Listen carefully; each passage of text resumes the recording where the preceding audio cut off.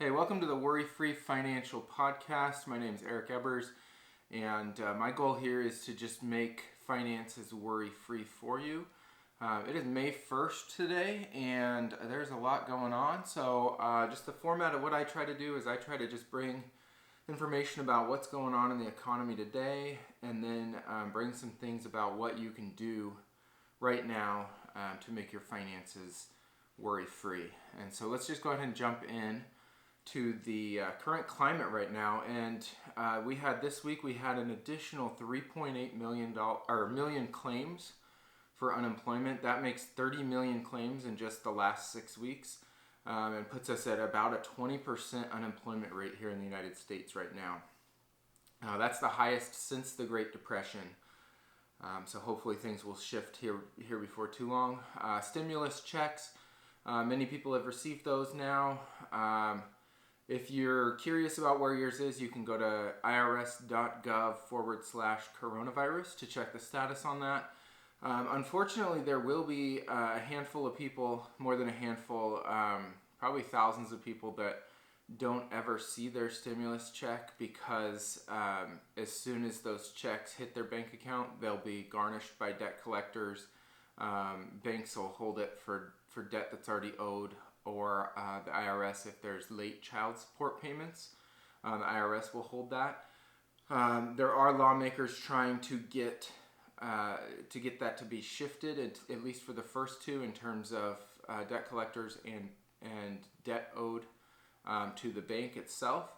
But child support payments is one thing that if you're late on those, you will have that withheld. You won't get that stimulus payment. And with that, actually, that potentially creates a unique tax strategy for 2020. For those that maybe they're been remarried, they still pay child support, but they're late on that child support. The government can withhold, if you filed jointly in 2019 or 2018, whatever they based your stimulus package on, and did not give you your payment because of late child support. There's a chance that if you filed jointly for 2020, that you would at least be able to still get that stimulus check as part of a credit in your 2020 tax return.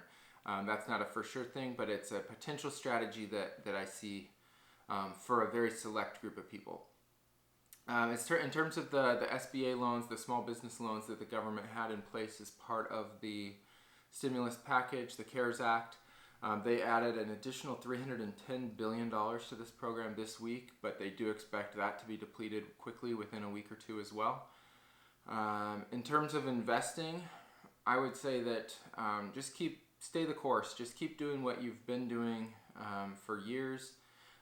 If you've given a certain amount on a certain frequency, keep doing that exact same thing right now. That would be kind of a general guideline that I'm following. One of the things that is really interesting right now is that there's potentially more uncertainty in the economy today than there has ever been before. April was the best month in the stock market since 1987. March was the worst month since 2008, and the most volatile month in stock market history, and that's based on the absolute percentage change day over day, greater percentage change than any other month in stock market history. And then it even goes to the point where you've got people a lot smarter than me that are analysts that are just projecting what they think is going to happen with the economy. And you've got on one side these incredibly smart analysts are saying that we're going to have a Great Depression because of this, and then you've got the complete other side, opposite end of the spectrum, that are saying we've seen the worst of it already and things are looking up. There's a lot of questions, a lot of unknowns. Will there be a second wave of COVID-19? 80% of people think there will, and some of the top health professionals think there will as well. If there is, will that be worse than the first? Will vaccines be required before you are allowed back into large gatherings? And can the government keep bailing everyone out? So there's just a lot of question marks of, can the economy get better before it gets worse? My personal opinion is I think that it's going to get, in terms of the stock market, businesses, just the damage to the economy. I think that it will get worse before it gets better. Obviously, I'm just speculating on what I think is going to happen, but I think it's, who knows, flip a coin. I don't think there's anybody that knows what that looks like. In terms of housing, in April, almost a third of all renters didn't pay or paid late, and they're expecting even higher numbers this month. So today's May 1st, so those haven't come out quite yet, but they are expecting that to go even higher than that. It's still right now, refinance or interest rates on mortgages are at all-time lows right now. So it could be a great time for you to consider doing a refinance. If you're interested, I'm a licensed mortgage originator. If you'd like to reach out, you can reach out at eric@ccm.loans. I'll have that information in the video description as well. I'd be happy to help you determine if that's the right thing for you. So that's just an update on what's going on today in the economy. The other thing I'd like to do is just kind of give you guys a start, stop, and continue on what you should do that you weren't doing, what you should stop doing that you are doing, and what you should continue doing. And the thing that, with all the uncertainty, there's bound to be a lot of people stressed about finances right now. There's a lot of people that have lost jobs.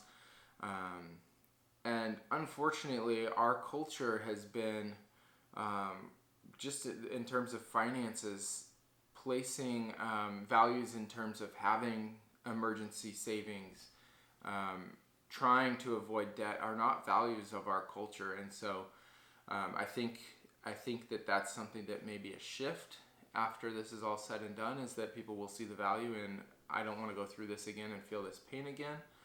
I don't want to feel the stress, and finances do not have to be stressful, even during uncertain times like this. I know for us personally, my wife and I, we've worked really hard to put ourselves in a place where we could go without, even if we were to both lose our job, we could go several months without being in a situation where we couldn't figure out how are we going to make our payments and things like that. And if you make some of the decisions I'm going to talk about, I believe that anybody can get there.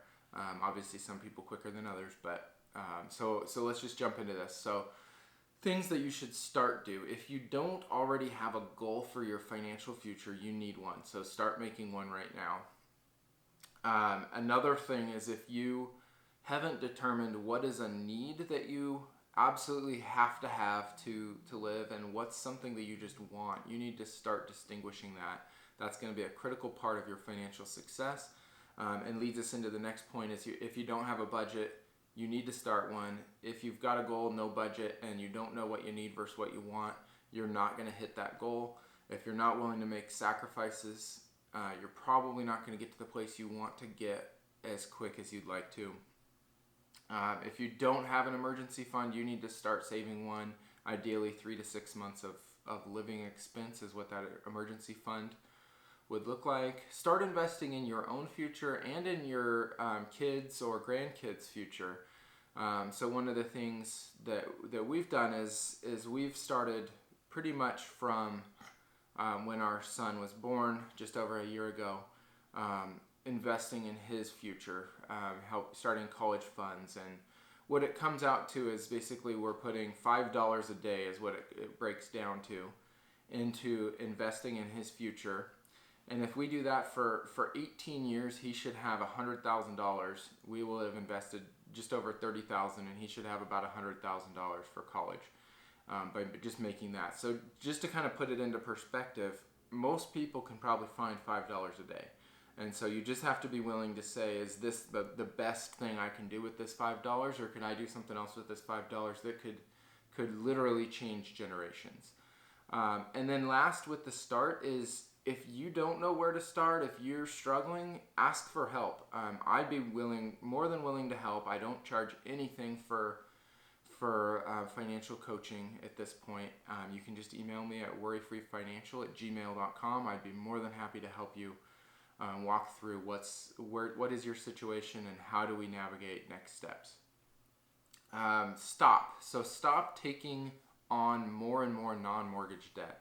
Stop buying things you don't need and can't afford. If you have to charge it to get it, you probably can't afford it. If it's not a necessity, you don't need it. You don't need to get it if it's a want. You need to say no to that. Stop falling for interest-free finances on new appliances, new purchases. It's just like the casino. The casino always wins. So does Visa. They know that every once in a while there's going to be somebody that pays that off within the 90 days that it's interest-free financing.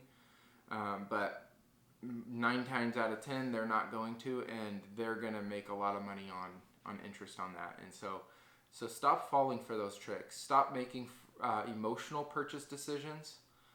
Take some time to think about it. Stop making big purchases without researching first.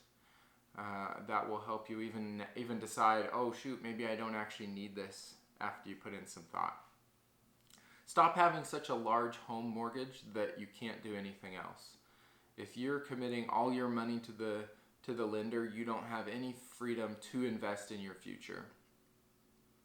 And really, if anything you're doing is preventing you from reaching your goals, stop it unless it is a necessity. And really, the last part of this is you need to continue to, as things change, as time goes by, adjust your goals, recalibrate, determine, okay, this is where we're at, this is what we need to do, make adjustments, make tweaks.